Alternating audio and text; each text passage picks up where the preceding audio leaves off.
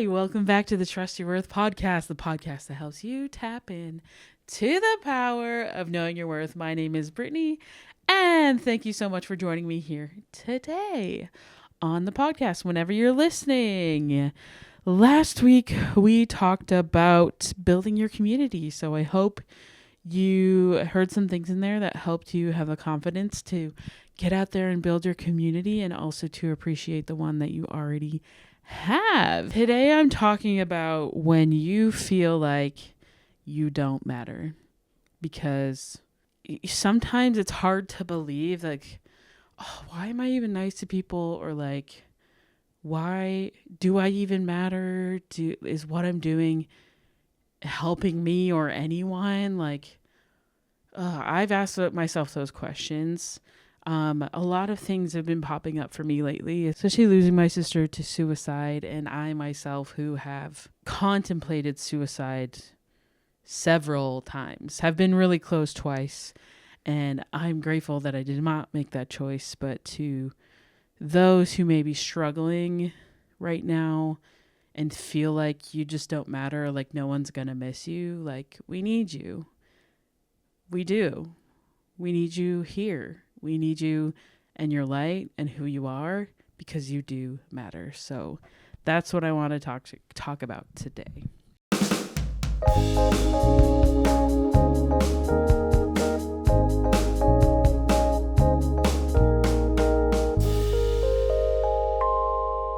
I've been pondering on this a lot this week, because when I see beautiful, gorgeous, amazing, kind, incredible people in my life and they doubt themselves and they're like, oh, it doesn't matter what I do, or like nobody even cares about me, or nobody thinks I'm cool, or nobody looks at me and thinks, yeah, like they're a worthy person.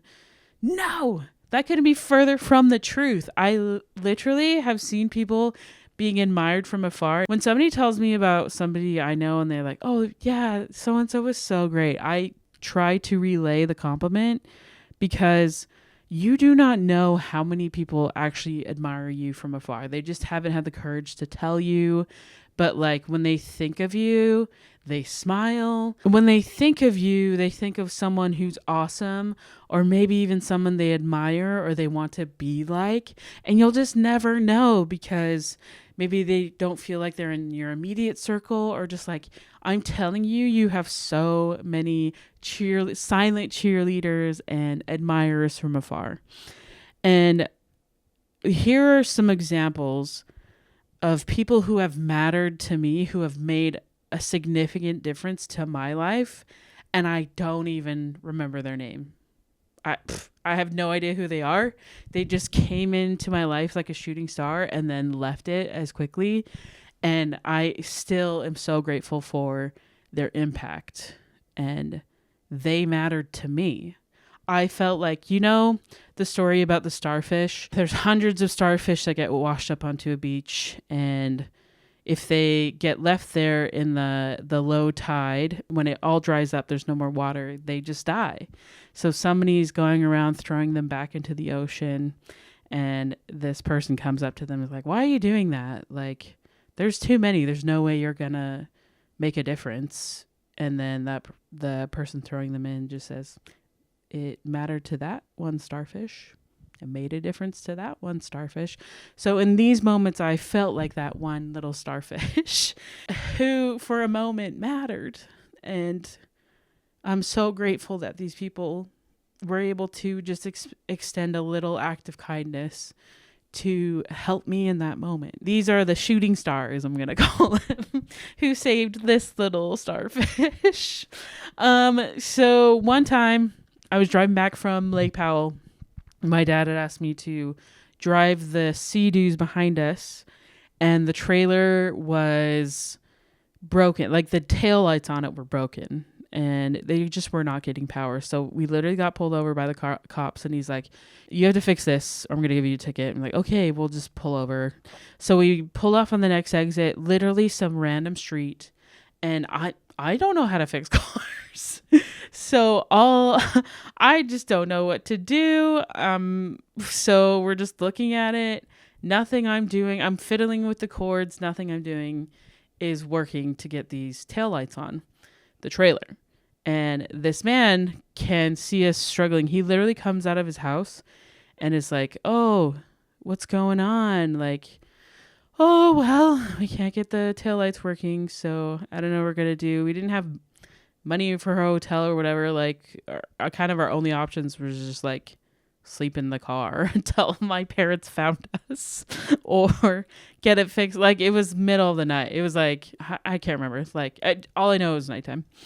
So this guy came out and he's like, well, let me see what I can do. He just came out of his house. He went back in his house, got some tools, literally wired it up directly to the battery. He's like, don't leave your car off for too long because you'll kill your car battery, because I connected this directly to your battery, but your lights will be on. And we were so grateful. We were like, thank you so much. Like, we didn't have anything to give him. We're just like, here's a chocolate bar. Thank you so much. And we were able to continue on our way, get to the border and go home. So, and he just did that out of the kind of, I didn't even get his number. I don't even know his name. If he ever hears this, thank you so much. We made it safely back to Canada. But he didn't have to do that. He just saw 3 young women struggling and was able to help us out in fixing our tail light. So that mattered to me, and I still remember it. And his act of kindness to whoever you are, sir. Thank you so much. Another time, I've struggled with depression and anxiety for years, have been on medication for both. Currently, I am not. I'm been able to manage it with exercise and good sleep, doing all the good things. But at the time, church was hard for me. I was in the singles ward, and also I'm introverted, so a huge social event, especially something like church, and also like if I had a hard week, church was not always my favorite place to go. So what happened was I had an episode, an anxiety episode, and I had to run to the bathroom, and I just started crying. I was like in a stall, try to, let my emotions out and work through them. And I came out of the stall and I'm just like wiping my face, but I'm still crying. And this older lady, I don't know her name, but she came in and she took one look at me and she's like, "Are you okay?" I'm like, "Not really." And she's like, "Do you need a hug?" I was like, "Yeah." And I gave her a hug and I cried in her arms. And she just said, "I don't know what you're going through, but you're going to be okay." And that meant a lot to me. It really helped me. I was like, okay, I'm going to be okay. And I was able to compose myself. And then I don't remember what I did after, if I went home, whatever, whatnot. But to that lady, thank you so much. You mattered to me. You made a difference to me, and it made me feel like I mattered too. So thank you for helping me through that tough moment. It really did matter to me. So those are just 2 examples of people who are nameless, but who mattered to me. So I know that you personally have been this to someone. They probably don't even know your name, but they are so grateful to you. They are so grateful that you came into their life because you mattered to them and you made them feel like they mattered. So please try and remember how loved and needed you are, because those people, I needed them in that moment and they were sent at the perfect time to me. And I'm so, so grateful that they rose to the occasion to help me. I watch this movie every Christmas with my family. It's a Wonderful Life. And George Bailey feels this way. He feels like, what's the point? He goes through a super hard, I don't want to spoil the movie too much. He goes through a super hard time and thinks like, what is the point? And he contemplates suicide as well. But he gets to see how he, just one person, made a difference to an entire town. How integral and important to he was to so many people. And in that moment, it was a dark time. He couldn't feel it. He couldn't see it. But he was able to experience that and remember his worth, to remember that he really was loved and he really was enough and worthy. And just because life happens doesn't mean he is less of a person somehow. And he got to see the real difference he made. The biggest one was when he and his brother were kids, he saved his brother's life. So immediately, if he did not exist, his brother would have died at that young age. So that is a huge difference. He literally saved a life. And some of us may be that for some people. I have people in my life who literally saved my life. Like, I will be forever grateful for them. Especially in my dark, dark times, I would not be sitting in this chair if it was not for those people. And I'm so grateful that they reminded me how much I matter and how much they love me and how much I love them. I mean, the biggest reason I've stayed is because I know everybody who loves me would be so mad if I had made that choice and frustrated with me. And I'm so grateful that I decided to stay. And it doesn't make it any less hard. Like, it is devastating when people decide not to stay. I get it. I've been there. I understand.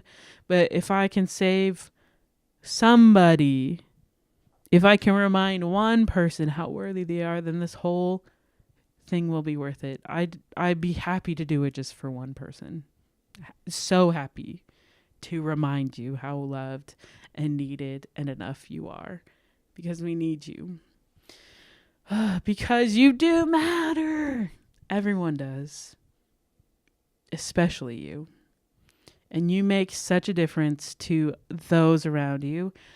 And there are so many people in this world. And like I said at the beginning, you probably will never know how big of an impact you make in people's lives.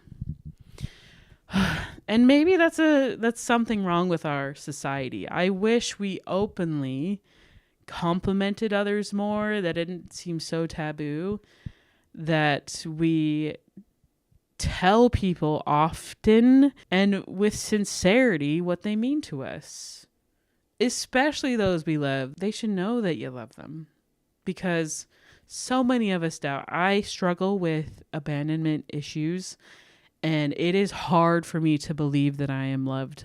It is hard for me to believe that if they are not in my direct vicinity, that I am still loved by them. Because I'm a quality time girly, that also makes it hard. Like, if you don't spend time with me, I just feel forgotten. Even though it's not, I know it's not true. My brain and my heart are telling me two different things out of fear and out of like past experiences. But I've been able to work through it. And I'm not perfect, but I am definitely better at knowing how loved I am. And a lot of that came from learning to love myself, from learning to know how worthy I am. Because the big issue when I would have those doubts, I literally felt like a monster, unworthy of love. So I was like, of course they would leave me. Of course. Look at me. Who would want me? Who would want this crazy gal? That's what I thought. But now I know that that's not true. So it's a lot easier for me to recognize, like, hey, no, I'm worthy of love. Of course, I'm worthy of love. And I'm so grateful that they choose to love me. Like, how awesome is that? Like, wow, what a blessing. So if you feel like you are struggling to feel loved, sometimes you just need to ask for that reassurance. It's totally okay to ask for it and to ask for help when you need it. I think one of my biggest strengths that kept me here was knowing I was in over my head and getting the help I needed. Like, actually going to the doctor and figuring out my meds, actually calling people. Like, when I call people, recognizing that people are busy and they can't be there for you 24/7. That's why you need a community. You need a good support system. So like, I remember one night I was in the depths of despair and I had to call 5 people, and I could have given up after the first one and that would have been it. Right. But like, I didn't want to be like that. So I knew I needed help. And so I committed to that choice and was like, no, I need to get help. Like I need someone now. And the fifth person answered. I was able to talk it out and I was good. And I don't judge those people who didn't answer. Like they literally have lives. Like we can't expect one person especially to be there for us. And if they're not there for us, then yeah, we get into cycles of what ifs that are not helpful. So it's okay to ask for help. It is not a sign of weakness. Actually, it is a sign of strength to know when you need help and to ask for it. It's totally okay. Because we all need it. Heaven knows I would not be here if I did not ask for help. So I'm grateful for those who stepped up and were able to help me, this little starfish. I'm so, so grateful because I have an amazing life. I really do. And it was because people reminded me how much I mattered. Whew, okay, so one of the greatest things you can do, especially in a depressive episode, is to reach out, is to serve, is to ask if anybody else needs help. Because when you're helping others, it is impossible to not get the happy endorphins, whatever they are. I don't know what it is. It's the secret sauce, but it's what saved me, is learning to help others and learning to serve. The last thought I want to leave you with is this. From every fiber of who I am, I need you to know that you are so loved, you are so enough, and you matter. You matter to me, and I love you. So thank you for being here today. I hope that you remember how worthy you are. I hope that you remember how to trust your worth and know that you are so important. Okay? Okay. I love you.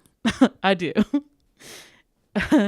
All right. So your worth work this week. I need you to do two things. I need you to first tell someone how much they matter to you. Write it in a letter, write it in a text, call them, just tell them face to face, take them out to dinner and say, hey, you're so important to me. Thank you so much for the difference you made in my life.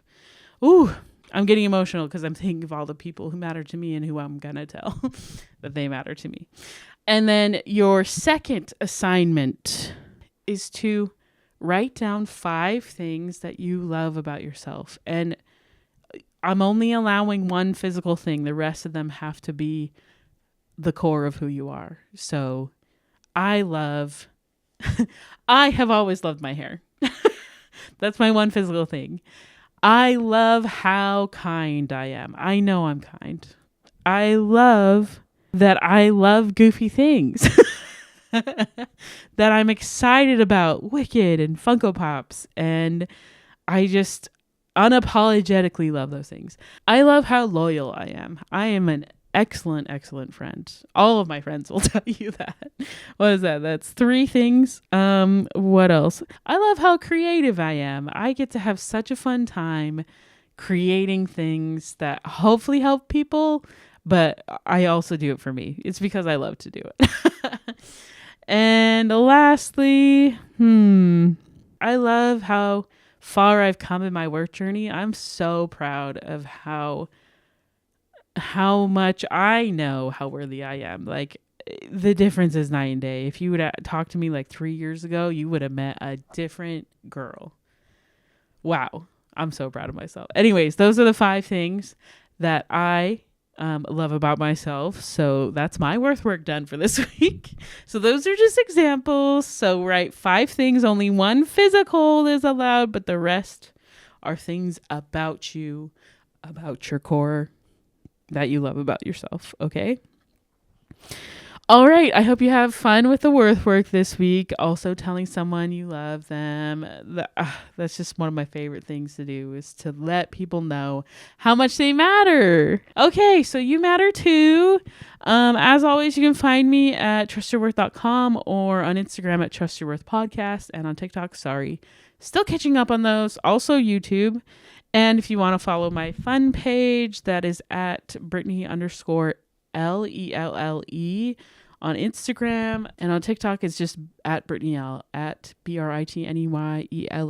I'm currently watching the Summer I Turned Pretty series, so you can see my reactions on those.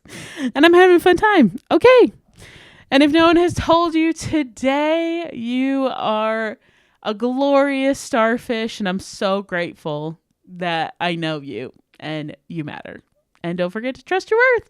Okay, thanks so much for listening. Have a great day. Love you. Bye.